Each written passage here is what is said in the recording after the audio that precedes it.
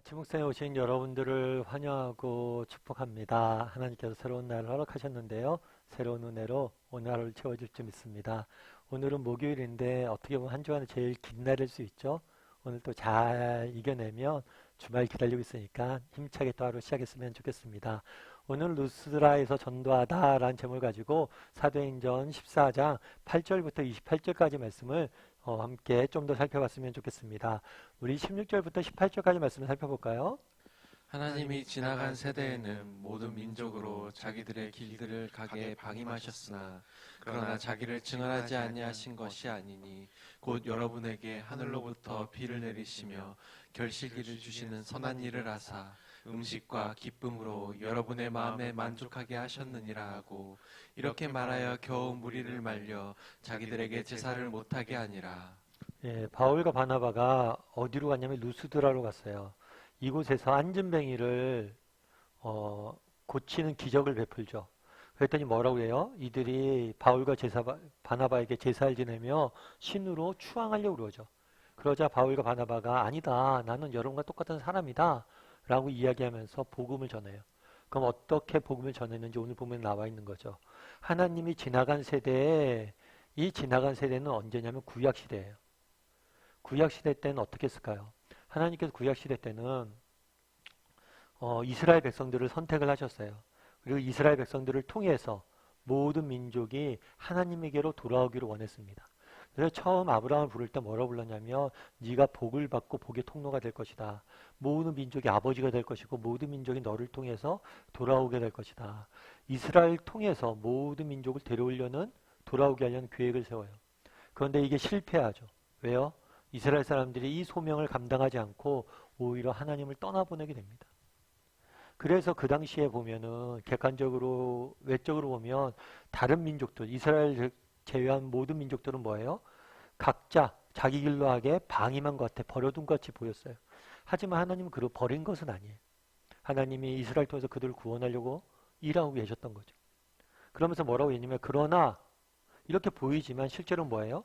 자기를 증언하지 아니하신 것이 아니다. 비록 구약시대 때 하나님이 다른 민족들을 버리신 것 같지만 그렇지 않다는 거예요. 하나님은 이 민족들을 향해서도 끊임없이 말씀해 오셨다는 거예요. 그럼 뭘로 말씀해 오셨어요?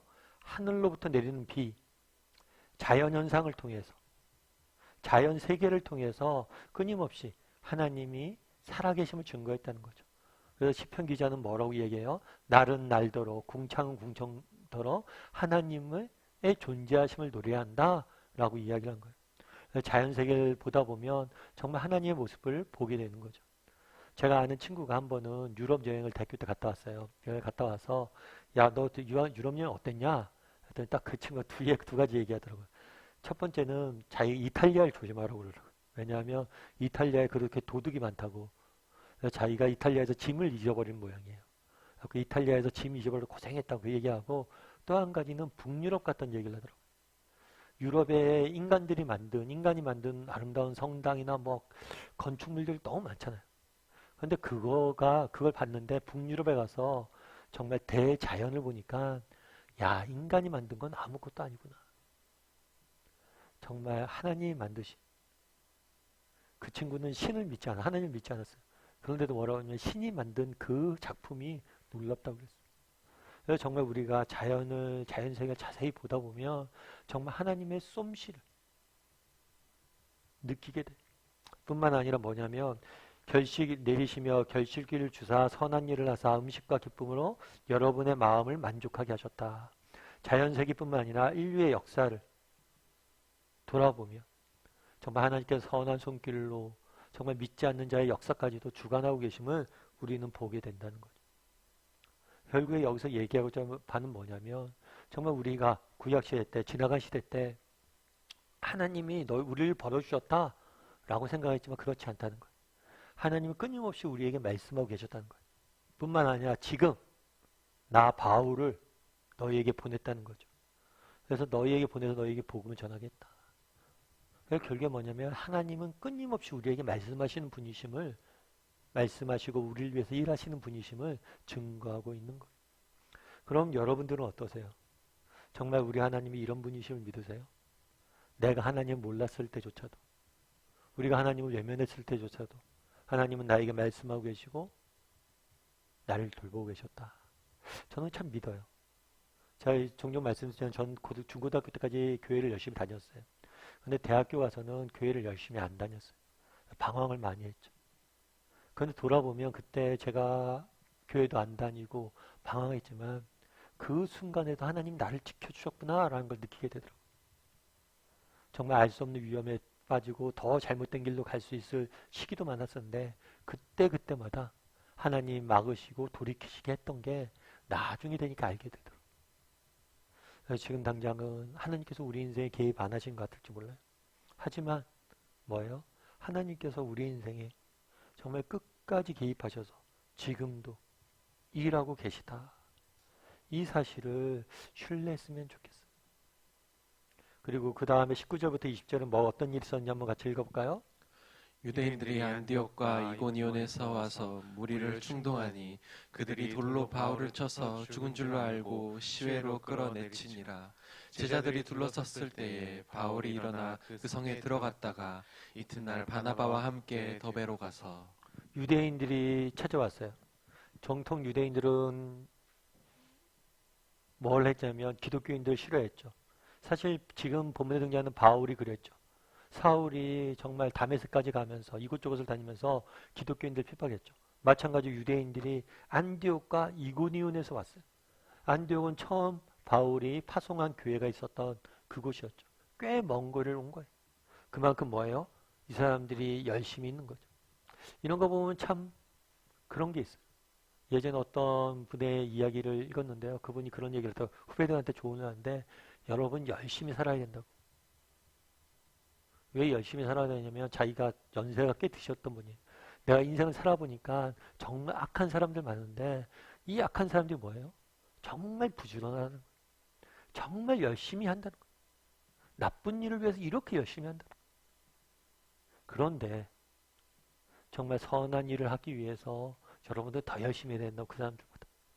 그렇게 그 분이 이야기하는데 공감이 됐어요. 정말 얼마나 열심히 일해요.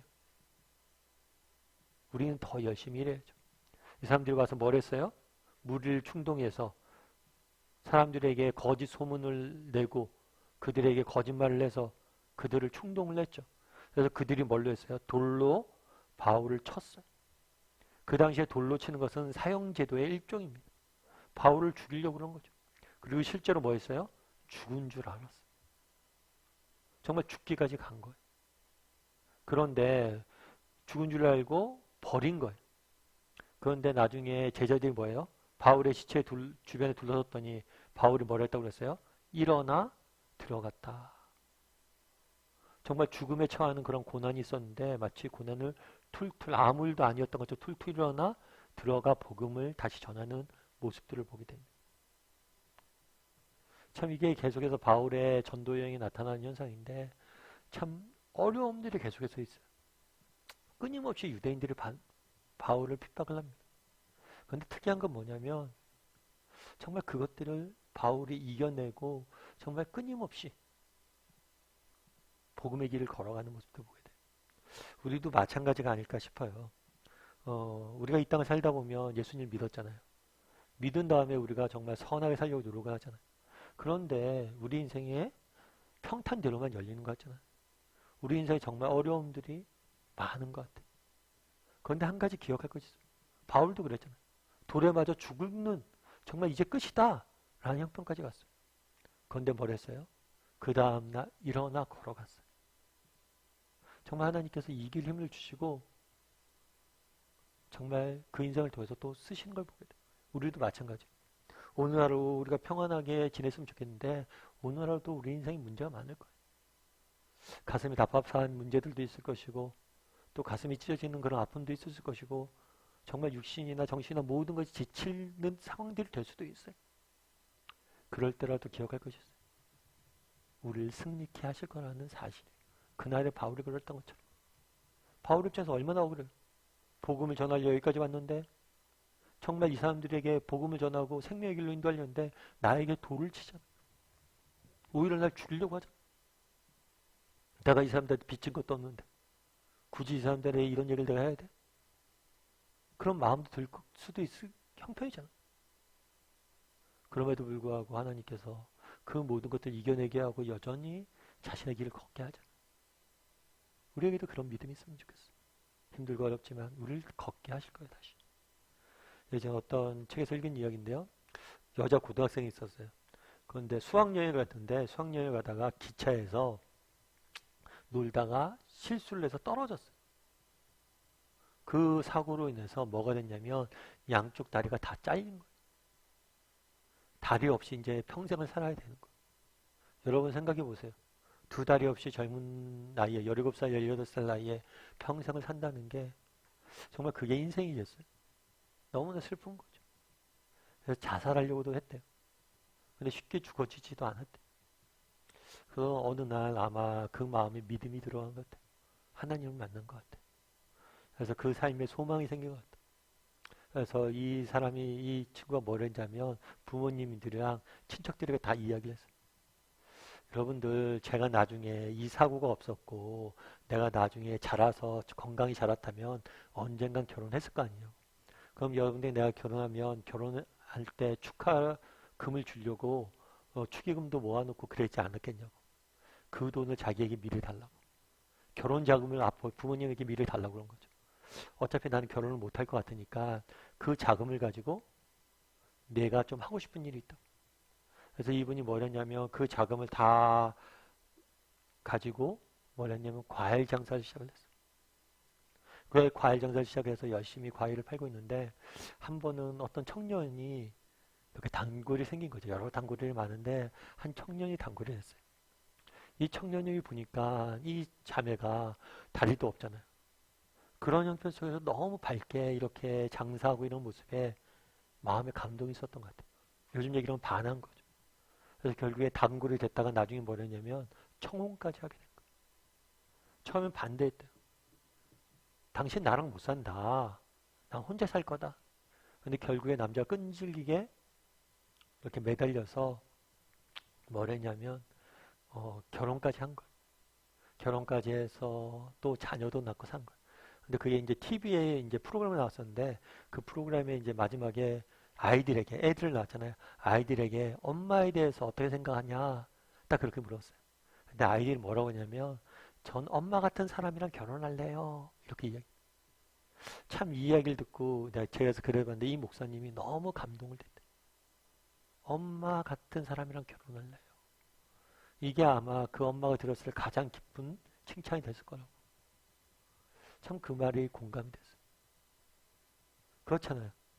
정말 나는 이제 결혼도 못하고 내 삶의 소망이 끊어졌다. 물론 그가 예수님을 믿었다고 걷게 하진 않았어. 그럼에도 불구하고 결국에 그가 꿈꾸지도 못했던 가정을 이루게 하시고 자녀에게서 엄마 같은 사람과 결혼할 거라는 그런 고백을 하게 하나님이 인도하셨죠. 그날의 바울도 마찬가지. 바울이 죽을 고생을 했죠. 그럼에도 불구하고 그를 회복시켜 사용하신 하나님의 모습들을 보게 됩니다. 우리도 정말 우리 하나님께서 우리를 이렇게 인도하실 거예요. 그런 믿음을 가지고 살아가는 오늘 하루가 되었으면 좋겠습니다.